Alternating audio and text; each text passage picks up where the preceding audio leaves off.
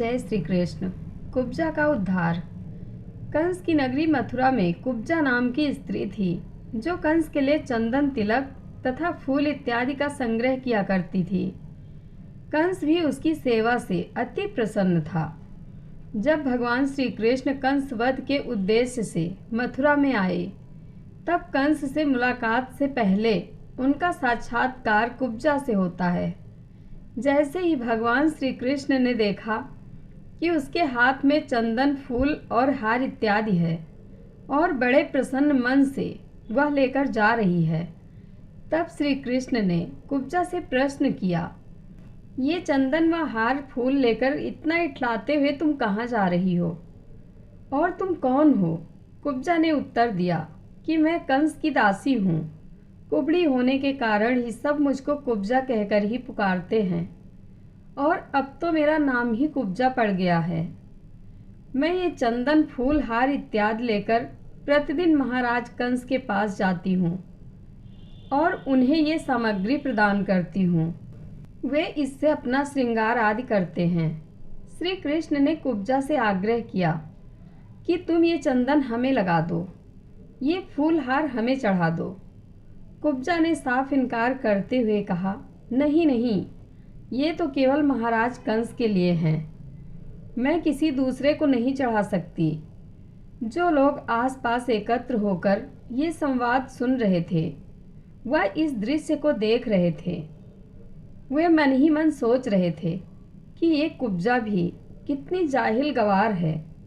साक्षात भगवान उसके सामने खड़े होकर आग्रह कर रहे हैं और वह है कि नहीं नहीं की रट लगाए जा रही है। वे सोच रहे थे कि इतना भाग्यशाली अवसर भी वह हाथ से गंवा रही है। बहुत कम लोगों के जीवन में ऐसा सुखद अवसर आता है। जो फूल, माला व चंदन ईश्वर को चढ़ाना चाहिए, वह उसे न चढ़ाकर वह पापी कंस को चढ़ा रही है। उसमें कुब्जा का भी क्या दोष था? वह तो वही कर रही थी जो उसके मन में छुपी वृत्ति उससे करा रही थी।